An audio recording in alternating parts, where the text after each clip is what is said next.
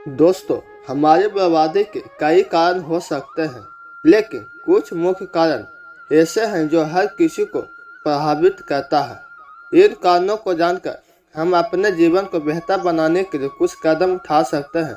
आज मैं आपको एक कहानी बताने जा रहा हूँ कि इंसान की ऐसी कौन सी गलतियाँ होती है जो इंसान को बर्बाद कर देती है।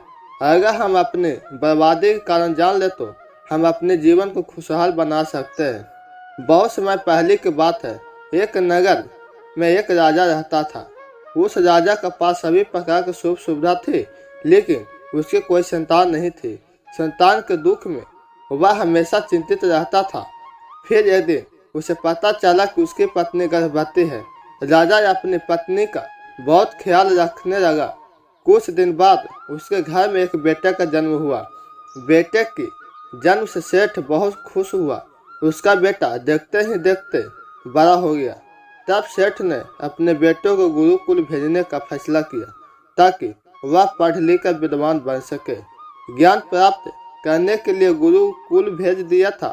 कुछ दिन में बालक ने सभी वेद पुराण और शास्त्रों का अध्ययन कर लिया और एक महान विद्वान बन गया। लेकिन कहते हैं न कि समय कब बदल जाए यह कोई नहीं जानता। ऐसे ही एक दिन किसी प्राकृतिक आपदा के कारण उसके माता पिता की मृत्यु हो गई और उसका सब कुछ बर्बाद हो गया। तो लड़का इस संसारिक मोह में बह गया। इसके बाद लड़के ने कहा कि गुरुकुल से अपनी शिक्षा पूर्ण करने के बाद वह अपना पूरा जीवन लोगों की भलाई में बिताएगा। फिर जब बालक की शिक्षा पूरी हुई तो उसके बाद बालक साधु बन गया और समय के साथ उसके सन्यासी की चर्चा चारों ओर होने लगी और दूर दूर से लोग उसके पास शिक्षा लेने के लिए आने लगे और बहुत से लोग अपनी समस्याओं का समाधान पाने के लिए उसके पास आने लगे। वह समस्याओं का समाधान बड़ी आसानी से कर देता था, जिससे वह पूरे राज्य में प्रसिद्ध हो गया। परंतु जिस नगर में वह रहता था वहाँ का राजा क्रूर व्यक्ति था। जब राजा को तपस्वी के बारे में पता चला तो उन्होंने तपस्वी से मिलने का फैसला किया। अगली सुबह अपने महल से निकला और फिर वह उसकी कुटिया की ओर गया और वहां पहुंचकर राजा ने जब उस साधु के रूप को देखा तो वह उसे देखता ही रह गया, जिसके चेहरे पर एक अलग सी तेज था। जब वह साधु के पास पहुंचा तो उसे असीमित शांति का अनुभव हुआ। साधु को प्रणाम किया और उसके पास बैठ गया और उससे बात करने लगा। वह राजा पहले ही मुलाकात में साधु के व्यक्तित्व से इतना प्रभावित हुआ कि राजा ने उसी समय अच्छाई के रास्ते पर चलने का फैसला कर लिया और सोचने लगा कि इतनी सी मुलाकात में यह साधु मुझे इतना बदल सकता है। अगर साधु मेरे साथ रहे तो मेरा जीवन ही बदल जाएगा। और यह सोचकर राजा साधु से अपने महल में चलने का प्रार्थना करने लगा। राजा का प्रार्थना सुन सन्यासी माना नहीं कर पाया और वो राजमहल चलने के लिए तैयार हो गया। वह राजा सन्यासी को अपने महल में ले गया। महल में पहुंचने पर राजा ने साधु की खातिरदारी की और उसके बाद राजा ने साधु के एक कमरे में भोजन कराया। भोजन के बाद साधु ने राजा को धन्यवाद दिया और राजा से जाने की अनुमति मांगी। यह सुनकर राजा ने कहा कि आप हमारे यहाँ जब तक चाहे तब तक रह सकते हैं। आपको यहाँ किसी भी प्रकार की असुविधा नहीं होगी। आप यहाँ रहेंगे तो मुझे बहुत खुशी होगी। यह सुनकर साधु ने राजा की बात मान लेता है। राजा ने आदेश दिया कि एक कुटिया बनाया जाए। फिर एक सुंदर कुटिया बनाई गई। उसके बाद साधु उसी कुटिया में रहने लगा। राजा ने खूब सेवा की, लेकिन कुछ वर्ष बाद राजा और रानी को किसी जरूरी काम से दूसरे राज्य में जाना पड़ा। लेकिन उन्होंने साधु की सेवा के लिए एक सेवादार नियुक्त कर दिया। लेकिन राजा के जाने के बाद वह सेवादार बीमार पड़ गया और अपने घर चले गए और कभी लौटकर नहीं आया। कुछ दिन बाद राजा अपने महल में आया तो साधु ने राजा को खूब खरी खोटी सुनाई और राजा से कहा कि जो जिम्मेदारी आप पूरी नहीं कर सकते वह जिम्मेदारी आप क्यों लेते हो। तब राजा ने तपस्वी से कहा, अगर मुझे कोई गलती हो गई हो इसके लिए मैं आपसे क्षमा मांगता हूँ। कृपया मुझे क्षमा करें और अपना क्रोध शांत करें और बताएं कि क्या क्या हुआ। यह सुनकर साधु ने राजा को सारी बात बताई। फिर राजा ने तपस्वी से माफ़ी मांगी और कहा कि आज के बाद ऐसी गलती नहीं होगी। फिर मामला शांत हुआ। जब राजा और तपस्वी की भी बातचीत चल रही थी, रानी छुपकर सुन रही थी यह सारी बातचीत। उसके बाद राजा ने उसे तपस्वी से शिकायत का मौका नहीं दिया और उसकी खूब सेवा की। लेकिन कुछ दिनों के बाद राजा को किसी जरूरी काम से अपने राज्य से बाहर जाना पड़ा। लेकिन इस बार राजा ने राज्य से बाहर जाने से पहले अपनी रानी से कहा कि जब तक मैं न आऊं तब तक तुम सुबह ही उस तपस्वी की देखभाल करोगी। यह सुनकर रानी बोली, जी महाराज, आप अवश्य से जाइए, मैं सन्यासी महाराज की अच्छी देखभाल करूंगी। राजा चला गया। रानी प्रतिदिन भोजन बनाकर सन्यासी महाराज के पास भेजती थी। लेकिन एक दिन रानी स्नान करने चली गई और साधु को भोजन देना भूल गई। भोजन क्यों नहीं आया? इसके बाद साधु ने सोचा कि वह स्वयं महल में जाकर देखेगा कि अब तक भोजन क्यों नहीं आया, और फिर वह महल में पहुंच गया। जब वह महल के अंदर पहुंचा तो वह उसकी नजर रानी पर पड़ी। रानी के सुंदर रूप को देखकर सन्यासी चकित हो गया और रानी की सुंदरता सन्यासी के मन में बैठ गई और वह वहां से बिना कुछ कहे अपनी कुटिया में लौट आया। सन्यासी रानी के रूप की सुंदरता को भुला न सका और वह खाना पीना छोड़ दिया, जिस वजह से वह बहुत कमजोर हो गया। फिर कुछ समय बाद राजा वापस लौटे और जब उसे सन्यासी का हालत पता चला तो वह सीधे सन्यासी के पास पहुंच गया और बोला, आपको क्या हो गया है? आप इतने कमजोर कैसे हो गए? किस गहरी सोच में डूबे हो? क्या मुझे कोई गलती हो गई? तब साधु ने कहा, नहीं राजा, आपसे कोई गलती नहीं की है। यह सुनकर राजा बोले, तो फिर बात क्या है?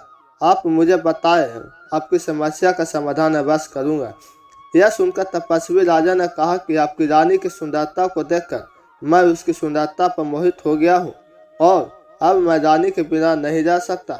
यह सुनकर राजा हैरान हो गया और कुछ देर सोचने के बाद राजा ने उसे सन्यासी से कहा कि मैं रानी दे दूंगा। यह सुनकर सन्यासी बहुत प्रसन्न हुआ।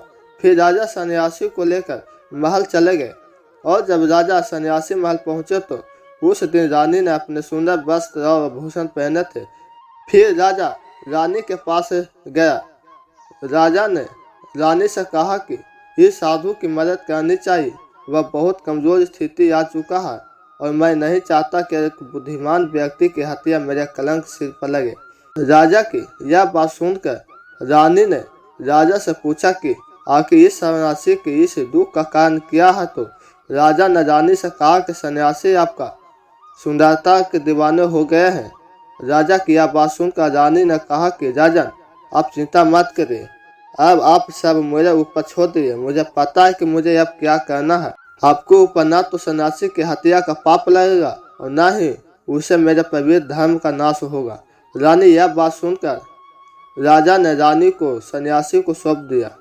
उसके बाद सन्यासी रानी को लेकर कुटिया पर पहुंचे।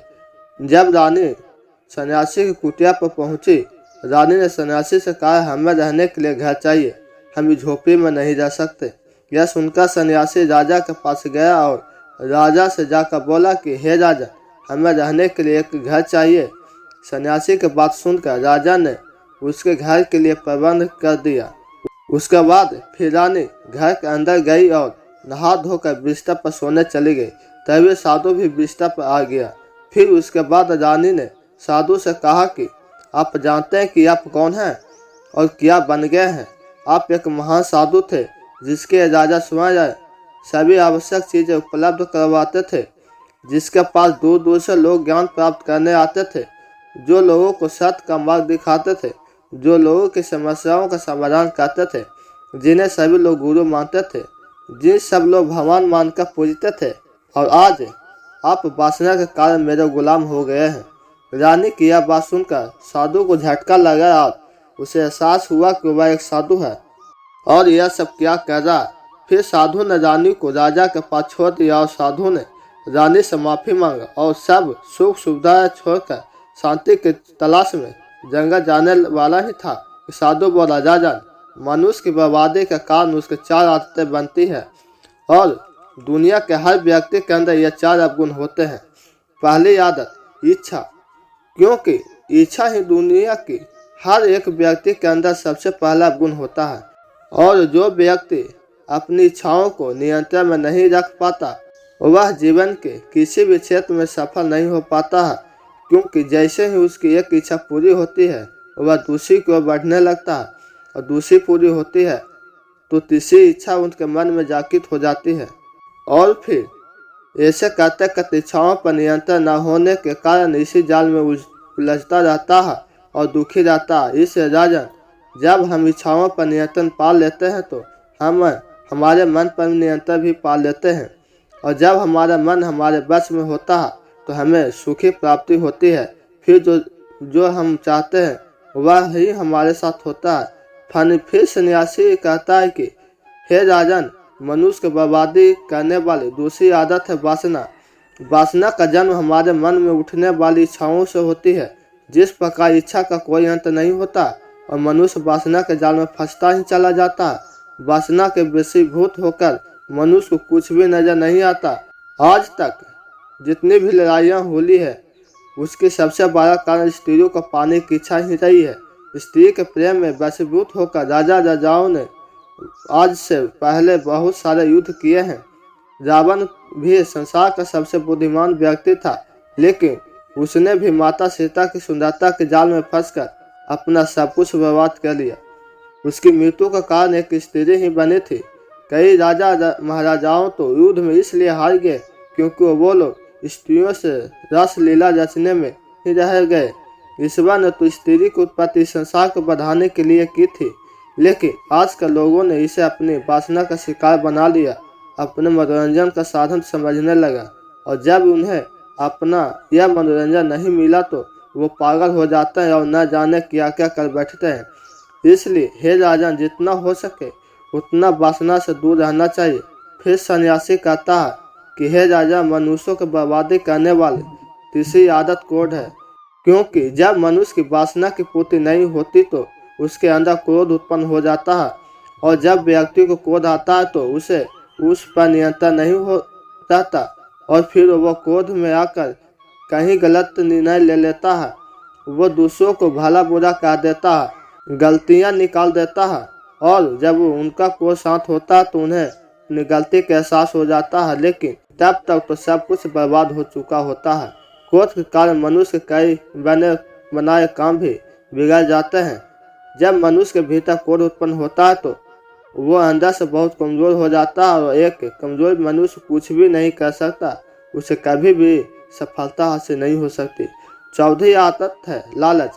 हे राजन, लालच का फल सदा बुरा होता है। लालच से प्रकार